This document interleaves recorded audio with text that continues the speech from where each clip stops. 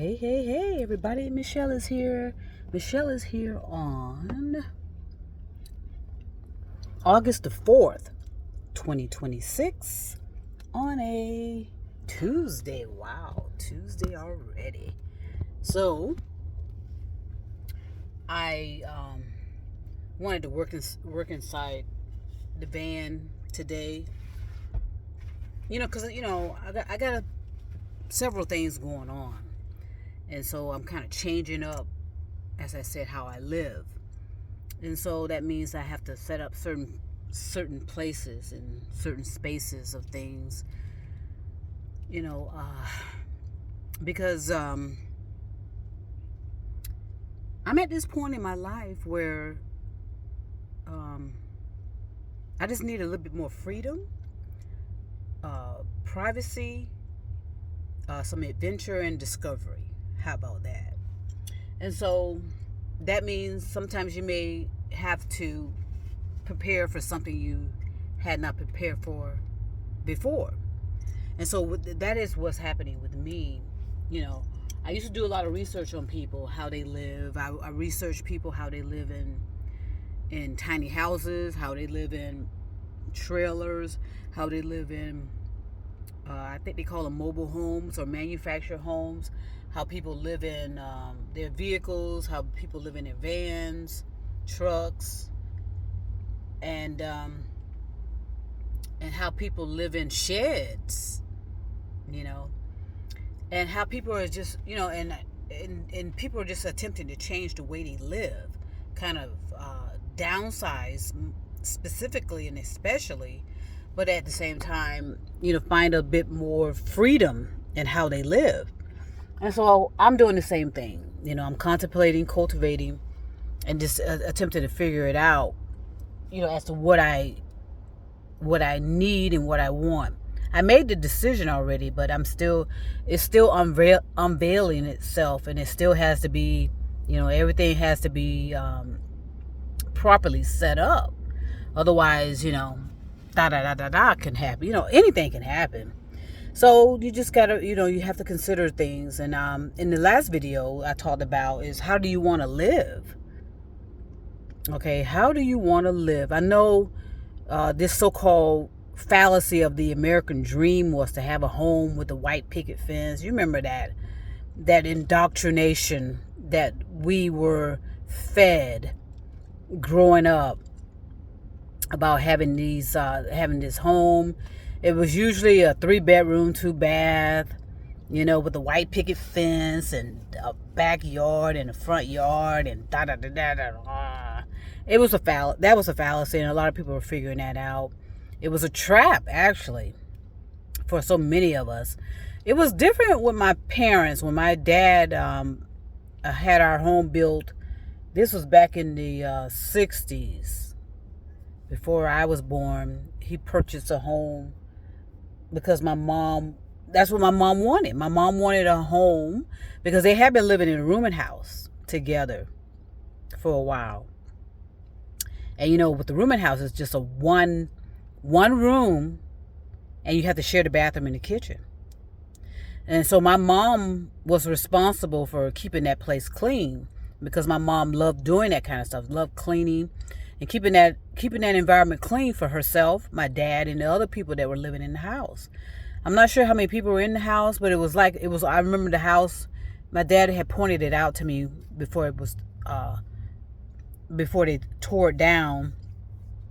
But it was like it was long and wide. So I would think there were at least 4 rooms in there. And like I said, they shared the kitchen and the bathroom. And they were okay there. They were kind of content there while my dad would go to work. My mom would stay in the room, da da da da da. But then, out of nowhere, the owner of the house sold the house. So my mom and dad had a limited amount of time before they needed to get out of there. And so that's when my dad started investing in getting a house. And so it turned out, he was able to do so. He got a home for us, whereas we had our own backyard, we had our own front yard, and that's where we all grew up, grew up in that home. And that's where my dad died too. My dad died in that home. Okay, that was his home. He purchased that for us, his family, and that house lived up to the expectations. It was, what do you think about what is a home to you? That's the question you have to ask. What do you need to be considered a home for you? And so for them, my parents, the setup of that home is what was a home for us. We can play, like I said, play in the backyard, somewhat play in the front, but we had to be cautious about being in the front. But once my dad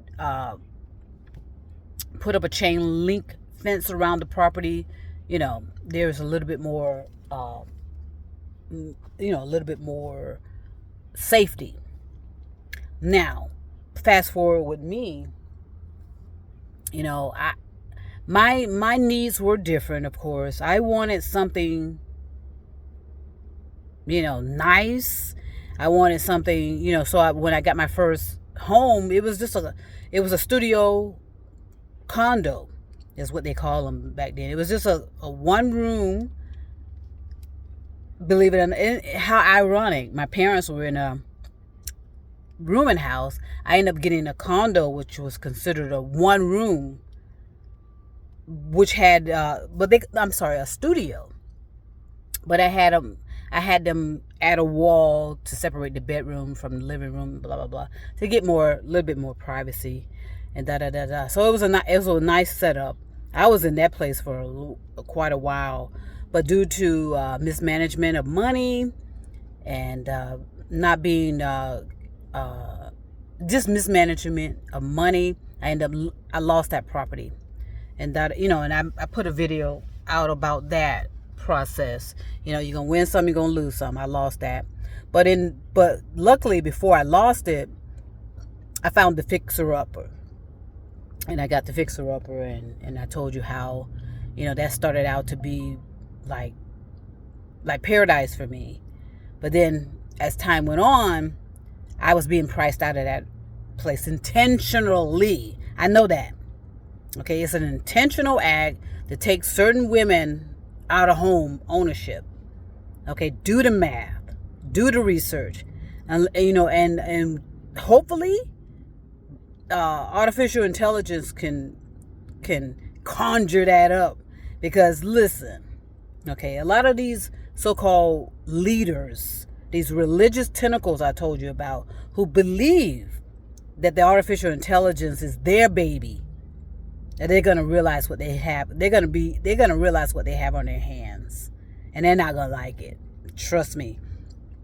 The fact that they had this so-called rogue artificial intelligence, within the last week or two, okay, that is just the tip of the iceberg. Okay, that's the tip of the iceberg. And anybody who's not discerning and thinking properly will believe what the media is saying, or believe what the companies are saying, and we didn't know that they were going to be rogue. These founders are not telling us and not sharing with us that they are the artificial intelligence is out of their control. They're not going to tell you that, because they know that's a panic. That's gonna cause a panic throughout the world. They're not going to tell you that that they can't control the technology. The technology is controlling them. The technology is telling them what to do, what to build, what to this and that and the other. Okay?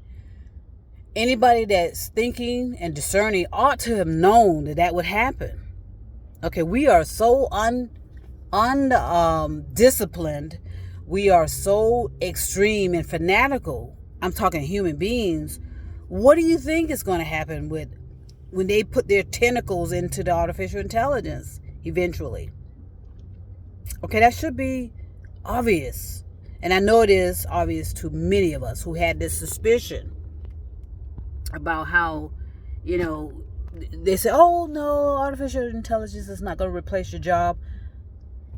What's happening now? Okay. And so with me, this happened around ooh, when I first got into the house, like I said, it was a paradise for me. But something was just telling me that, I had to start investigating other alternatives. And I really couldn't put my finger on what it was. And then when COVID hit, okay, that's when I knew, unfortunately, this lifestyle that I, home ownership just wasn't in my cards. It wasn't for me, even though I enjoyed the backyard. It's more to a house to make it a home. And even though it appeared to be what I wanted, I felt like a prisoner in my own home. It's because I could not go outside my home without, and then that's when I got targeted for certain things and da da da da da da da.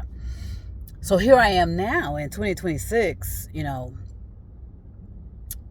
revisiting stuff that I had been researching back in before COVID. Yeah, I started researching certain things and thinking, okay, well, how do I want to live? I don't need a lot of space. I really don't. I need the basic necessities. And what makes me happy is being able to eat fine dining if I want to. Just food in general. That's something I enjoy. Tasting different types of foods, going into certain areas, going into certain restaurants, that kind of thing, that kind of stuff brings me happiness and joy, because I just love the taste of foods from all walks of life, from all different cultures, and this and that and the other. So I had to think about what do I want to live. I don't need a 3-bedroom, 2-bath, as it turns out. I'm happy in 1 room. I'm gonna be real honest with you. So, but I have to consider other, alternatives, and which that's what I'm doing presently. Just changing the way I live. A lot of people say it's a minimalist. That's commercializing stuff. That's a commercialization, and that was that's a great way to live with the minimum. But that turned into a commodity.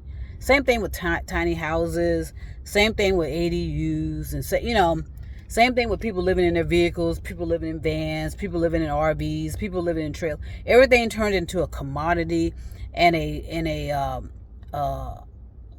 effort to fleece people, and that's why you have all these affiliates all over YouTube, attempting to sell you something, sell you this and that and the other. You'll need this and you'll need nothing else. And then next week they're dishing, they said, no, I decided to upgrade. It's just a lot of confusion, and it's not helping with decision making going on these social media platforms. I'm telling you, you have to make your own decisions. And again, you need to start with, what do you want? I know what I want. And I love the life experiences I'm getting out of everything I've chosen, whether it was a condo, a single family home, or the next stage of my life. I enjoy those processes because I'm making those decisions. I live with the consequences of it, good, bad, or ugly. I realize, again, with a lot of things that are supposed to set up to help, especially a single black woman, are nothing more, nothing less than traps. I figured that out. And that's the same thing with whether if I decide to get married, or if I was married or coupled up. There's a lot of incentives out there to trap you. Okay? The credit score is one of them. But anyway, I can remember my credit score was up there, but yet I still couldn't get the things I wanted like anybody else would. Okay? And that's why I recognized the taxes on my house kept going up and up and up and up and up. Okay? The homeowner, thankfully there was no homeowners association in my house, but there's still expenses that the city is going to attempt to drain out of you, fleece out of you. I noticed a lot of people thought they were helping their situation by getting solar on top of their homes, and now they're fleecing them out of that, the value of having solar. Okay, so the point is that it's an ongoing process, but you have to make the decisions and ask the questions, and they have to be proper questioning. Okay, what do I need? What do I want? What can I live with? Who can I live with? You know, those are the kind of questions you need to ask. If you're in a relationship with someone, these are the questions you need to ask. What if something happens to your partner? Have you planned on that? What if something happened to your house? Have you planned on that? What if something happened to your vehicle? What if something happened to your job? Okay, so start if you have. I know a lot of people have the innately inclined. I know they've already investigated these kind of questions that I have. Whereas, you know, you're gonna have to be the one to step up and take the consequences and the obligations of how you're going to live.